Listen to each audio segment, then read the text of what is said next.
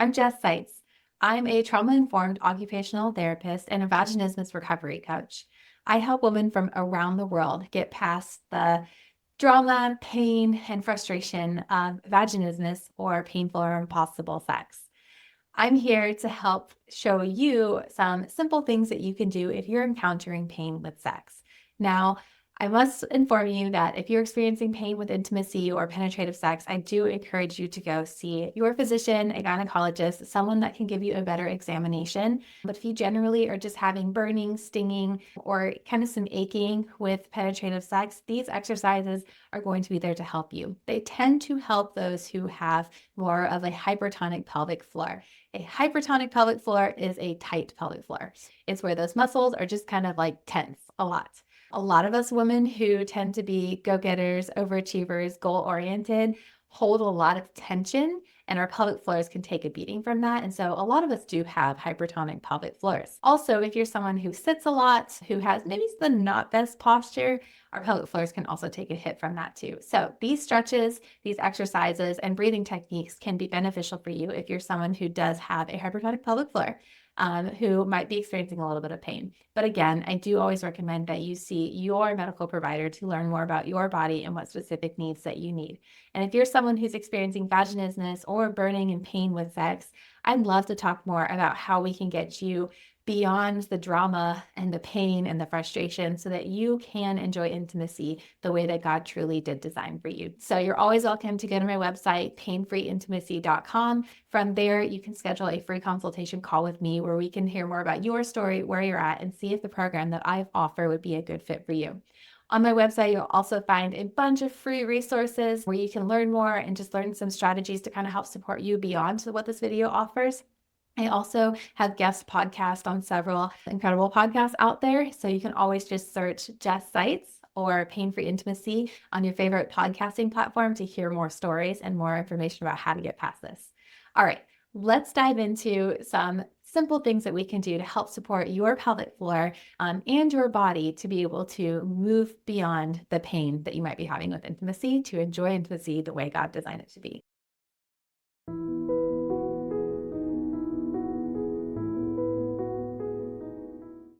If you're experiencing pain with sex, there are 3 things I want to go over to be able to help you support your body better, which will inevitably support your pelvic floor and your whole intimacy experience.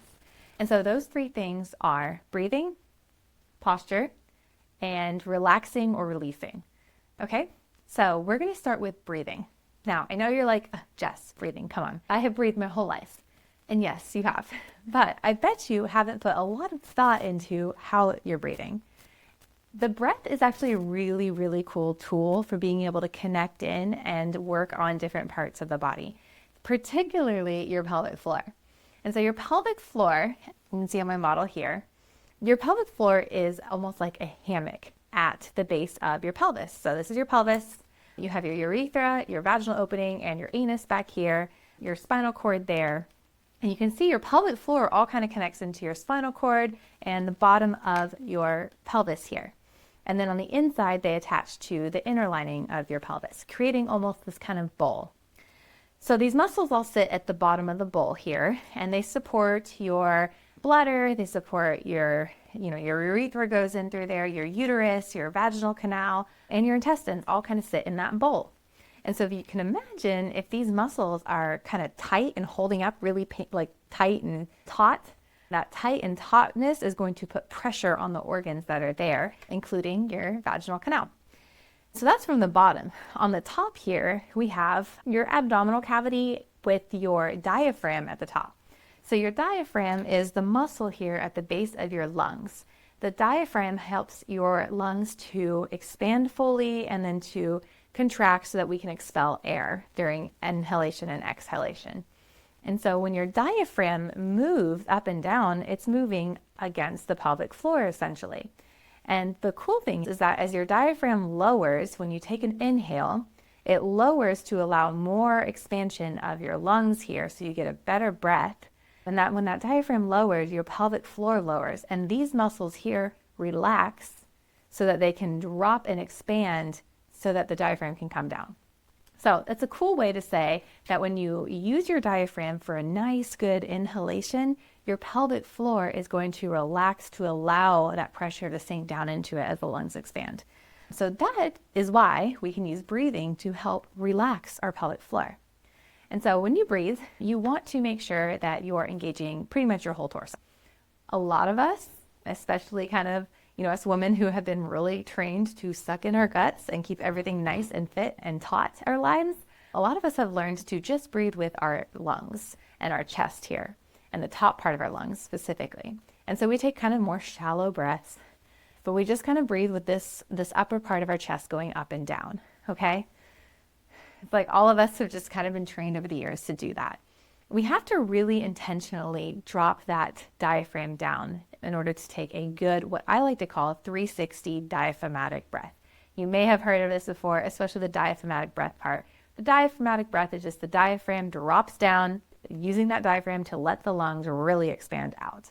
So when we do a 360 diaphragmatic breath though, we're not just breathing with our belly, we're actually breathing with our whole body here, this whole torso in like a globular 360 kind of experience. I like to tell my clients to think about a balloon. As a balloon expands, you get that whole 360 globe expanding.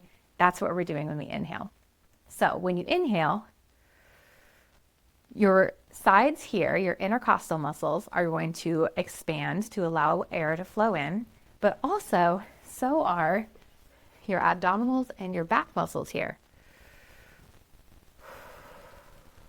Okay, so everything's kind of expanding out. That's a really good breath. The reason, again, as everything expands out, your diaphragm drops down and your pelvis is expanding downward. Your pelvic floor muscles, are expanding downward and they're relaxing. Relaxed pelvic floor muscles feel better with almost everything, but especially with sex and intimacy. Switching to this breath type is sometimes a little bit difficult for us. If you have trained your whole life to really just breathe as a chest breather, your diaphragm's been kind of stuck here and it doesn't feel comfortable to drop. Sometimes, this is what happened for me when I first started changing my breath types, sometimes when we drop that diaphragm, we feel like we're going to run out of air, almost like a fish out of water. You want to kind of gasp for air, and it's because your lungs don't feel supported anymore. They're not used to the floor dropping out from under them. But that's okay. With time and with practice, your lungs will get used to the new sensation and your body will actually start to adjust better. Your pelvic floor will gain some elasticity. It'll gain some range of motion down there. Bladder pain, GI distress, a lot of that can actually just kind of feel better when we change our breathing pattern. Really, really cool, let's say hack, because it's a way our body's supposed to work, but it's a really, really cool way that you can kind of come in easily throughout your day and support your pelvic floor better. So go ahead and start practicing taking a nice 360 deep diaphragmatic breath and see if you can over time switch your breathing pattern to be more of a belly breather. Now, if you're someone who wears high-waisted pants, like high-waisted yoga pants, you are actually cueing your abdominal muscles to contract and not expand out. And so just kind of have more awareness that you might have to work harder at this depending on what you're wearing. And, if you're sucking it in as you go throughout your day, all of that stuff's going to tell your body to continue chest breathing. So you're going to have to probably make some changes in order to reinforce doing some really good 360 inhalations. But I promise it's worth it. It's going to help your nervous system function better because that kind of breathing actually helps vagus nerve stimulation, which helps parasympathetic relaxation breathing in your nervous system better. But it's also going to really help with range of motion, like I said, in that pelvic floor, which will make things nice and loosey-goosey and feeling good all around. So the first thing you can do, switch your breathing type. Really enjoy that good 360 diaphragmatic breath. The second strategy I want to go over for how to really support your pelvic floor is posture. Posture matters a lot because all of your weight and your pressure is all kind of coming into your pelvic floor here. That bowl is the base for all kinds of effort, energy, pressure is kind of sitting there. So we want to support the pelvis the best way we can. Now it's designed to take a load. That's the cool way of how it's formed. But the wrong load at the wrong angle is going to cause more tension and more tightness down there. So we want to be able to support our posture better so that we don't add any more tension to that area. So proper posture, something probably our moms have yelled at us about since we were 2 years old, but now is why it matters. And now we get to change it. So proper posture is going to look like having your feet shoulder width apart, okay? Now, functionally, I'm going to go over the ideal posture. I know we go through our lives and we don't ever stand like this. So take this with a grain of salt and know that this is like the base from what we get to work with. But ideally, feet shoulder width apart. And then you want everything centered over the center of your body. So if you imagine a line kind of going down, maybe a line going down through both shoulders, everything's going to kind of fall within that line, okay? So we're going to actually start at the head. We got our feet hip width apart, but we're coming back to the head here. So a lot of us are guilty of this. I am too. Our head kind of sticking forward, and might as well bring that phone out and we kind of sit like this. Or maybe we're up, kind of going like this. Really, we want to bring that head back a little bit. We want our head back and we want our ears kind of over our shoulders here. We want our shoulders over our ribs, which are over our hips. And so a lot of us come from here. We're going to roll those shoulders back, bring that head back, get our shoulders over our ribs and our ribs over our hips. Now, for us women, a lot of times the hips are a problem. Some of us have a little bit of arch to our back and we stick our butts out. Some of us kind of tuck our pelvises under and we kind of have this forward hip thrust. We want to kind of come into neutral, okay? So we're not sticking too much, we're not pulling too much, but we're in neutral, okay? Those hip bones are then going to be kind of central into everything, and our hips are going to be over our knees, and our knees are going to be over our ankles. All right, and so the area I want you to really focus on is from basically head down to thighs. These are important too, but if our head comes forward, the rest of our body oftentimes loses the integrity of the posture. So the head matters for where our posture is coming from. So maybe cueing in your head, your jaw to relax and come back to center. All right, that's going to matter more.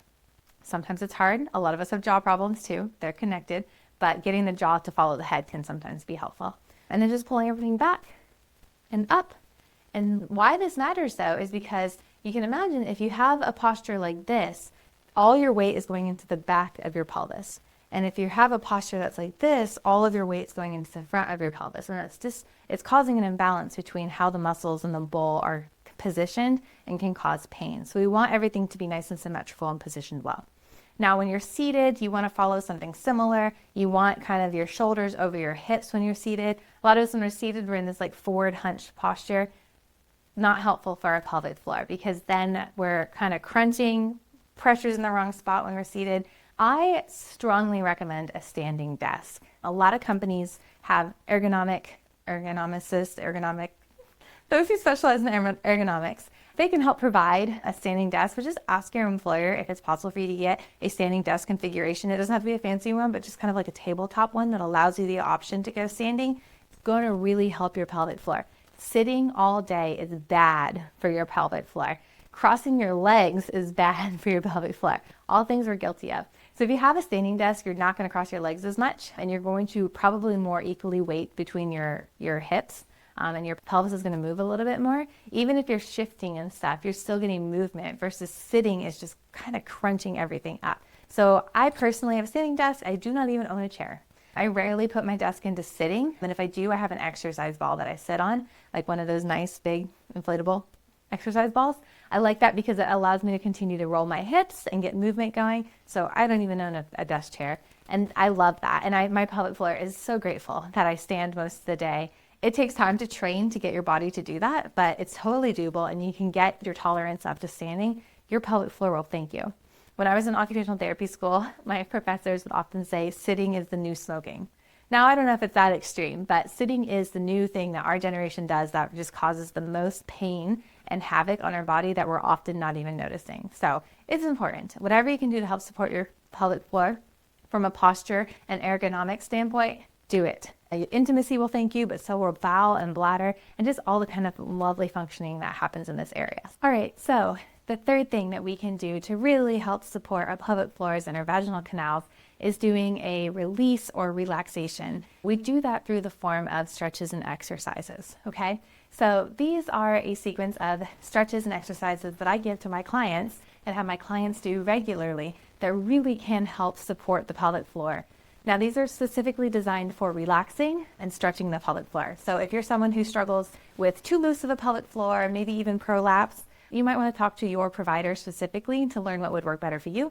These are generally better for hypertonic or tight pelvic floors, which a lot of us are guilty of. So use these. I, recommend doing these a couple times a week. A lot of my clients find that they benefit from doing these before intimacy, before they're having penetrative sex. It's kind of a warm-up exercise. Just like if you were going to go for a run, you might want to do some active stretches before you run, similar before sex. The idea is you don't have to do this your whole life, but it really does help support your pelvic floor better. Okay, so the first one we're going to do is what is often called child's pose. And so child's pose, you just kind of come into kneeling here. You stretch your arms out in front of you and you just kind of sit here. I recommend sitting here for, 30 seconds to a minute. Just kind of like connecting in with your breath. This is a really good position to practice that 360 diaphragmatic breath in. As you inhale, you can feel your stomach expand on your thighs there. And just imagine your pelvic floor kind of dropping down with each inhalation. Okay? So we're going to just sit here for a few more minutes. Nice, good breaths. And again, this is kind of stretching and relaxing that pelvic floor in a nice, easy way. Okay. So the next one we're going to do is we're going to kind of continue in on that position, but you're going to move your toes out and come down, move your toes together and come down. You might want to spread your knees out actually a little bit more for this. So toes together, up, toes apart. And so this is an active warm-up, an active stretch that we're doing. And moving our toes in and out changes our hip angle. And it just kind of changes in the littlest way, the way that those muscles are being acted upon. Okay, so we'll do this 30 seconds to a minute, somewhere in there. I know I'm a pelvic floor therapist, but I'm so bad at counting exercises, so I apologize. I'm going to leave it up to you guys to actually count well, and I'll just show you what to do. Yeah, so now if you have any kind of like knee problems, this can sometimes be a little tender on the knees, so only go with what feels comfortable for you. If you want to make it easier, you can move your knees in a little bit easier, okay? Awesome. All right, so that's the first exercise.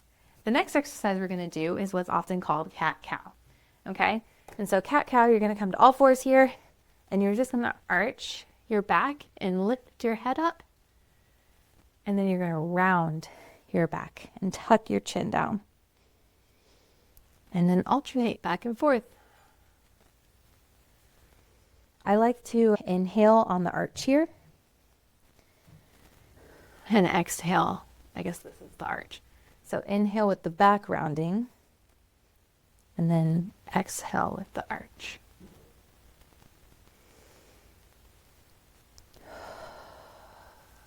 Nice. You can imagine, when you're arching your back and looking up, that you're driving your hands into the ground here. And then when you're rounding your back, you're pushing your hands down. So arching, kind of pushing away, and then rounding, kind of bearing down. Do this a couple more times.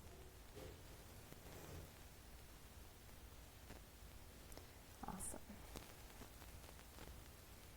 Just make sure you're breathing. Always want to try and work on that 360 breath as you go. Okay, now the next one's a little weird. This is, I call kind of cat-cow circles. But what we're doing with this is we're getting our whole body involved here. So we're going to arch, and then we're going to circle, and then we're going to round and circle. And then we're going to arch and circle, and then we're going to round and circle. And arch and round. So this is kind of mixing that child's pose and the cat-cow. Okay, and we're getting everything kind of nice and loose, and we're going to range of motion here. Okay. And then up. Awesome. Now we're going to go the other direction. And down and arch. And down and round. And down, arch, down, and round. And arch, and down, and round. Good. One more. Down, and down and round. Awesome. Good work. Okay. The next one you might also be familiar with one. This one's often called happy baby, but you're going to lie on your back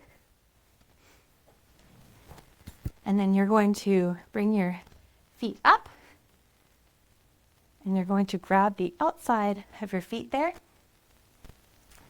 And you're going to try and bring your pelvis down towards the mat, okay? So if you can think of your anus or your tailbone, you want to kind of bring it down towards the mat. You don't want your butt up in the air. You want to kind of bring that as close to the mat as you can.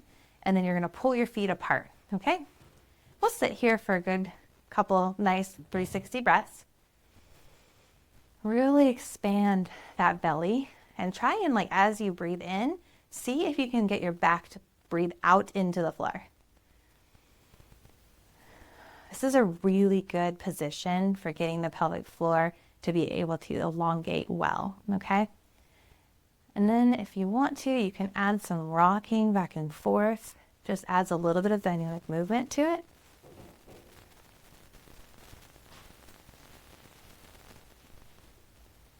Yes, nice.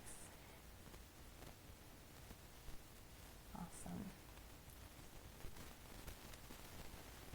Sit here for a few minutes. Keep focusing on your breath. Keeping that tailbone aimed towards the ground as best you can.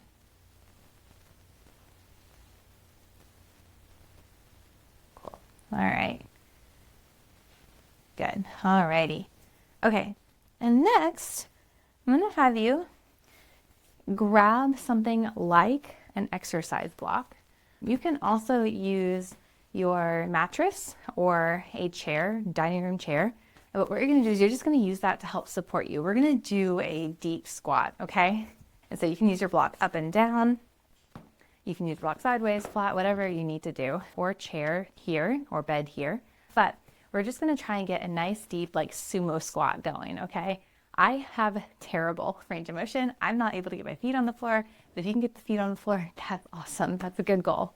So we'll sit here for a minute and just kind of feel that nice static stretch. You want to try, you don't want to be too far bended forward. You want to try and keep your chest up nice and straight. And then you're going to feel this probably in your hips here, in the sides of your legs. You might feel it down in here too, but the goal is we're opening up that pelvis there. Okay. So sit here. Oh, good, nice, deep 360 diaphragmatic breath. Imagine that pelvic floor dropping down in this position. Okay. It's almost, as you do that nice deep breath in,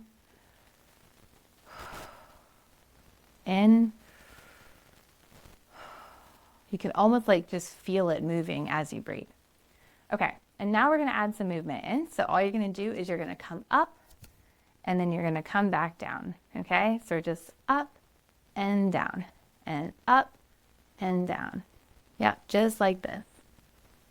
You can see sideways. My heels are coming up, but if you can keep them on the ground, that's great. Sometimes you can wedge a towel under your heels if you want more stability, kind of down in there, or fold your yoga mat up and your heels can come onto your yoga mat there. Nice. Like 3 more. Again, try not to dump your whole body forward. Good. Cool. Okay. And then the last thing I'm going to do for a release, you're going to need some kind of ball. I would say a lacrosse ball is going to be a little bit too hard. This is just a simple squishy ball, almost looks like a dog toy. You can find, I think I got this from Target in the exercise section. A tennis ball that's a little deflated might work well too. But what you're going to do is you're just going to stick this right there on the side of your vaginal opening. I'm going to move my leg out of the way so you can see, and you're just going to kind of rock back and forth on it. Now, sometimes, depending on the size of your ball, this is easier to do if you have a bar stool in your kitchen or just a chair, like your dining room chair, to put the ball on that in a firmer surface and you can get more leverage. Or you might want to lift up and kind of roll on it. What we're doing is those muscles that are on the side there, I'm going to grab my model and show you. Those muscles on the side there, we're kind of putting the ball in there and we're rolling it back and forth. Okay, so you're going to do that a couple times, or maybe about a minute. You can also just kind of hold it stationary there. And then you'll switch sides and you'll do the other side. So put on the other side and just kind of roll up. Kind of a hard one to kind of show. You're going to have to feel it out with what works best for you. You don't want to put the ball directly onto your vaginal opening there necessarily. You definitely don't want to put it on your urethra or near your clitoris. You want to keep it on the side, kind of like between your opening and your side bony part there. So it goes right in there. Okay? That one's a really good one just for kind of releasing some of those outer muscles there. But yeah, so those exercises can be really helpful. A lot of my clients, myself included, really love them. And they're just ways to really show some good TLC to your pelvic floor, your diaphragm, all of these muscles here to really get better range of motion so that things feel nice and loosey-goosey and ready to accept things in. So combining all three of these, good breathing, good posture, and these good stretches and exercises can really make a difference with any kind of sexual pain or just kind of like pelvic floor dysfunction. Again, always defer to your provider and to your specific therapist. And if you're experiencing vaginismus or pain with sex and you're like, Jess, I've done exercises, I don't know what's going on, let's chat. I encourage you to schedule a free consultation with me. We can talk about the program that I offer and if a mind-body connection that targets the nervous system is really the magic piece that you're missing. That was the case for me. No matter what exercises I did, I still struggled. But finally being able to tap into the nervous system to get my body to accept things in was the magic thing that worked. And so that's my heart and my hope for you. I want you to be able to enjoy intimacy the way God truly designed it to be.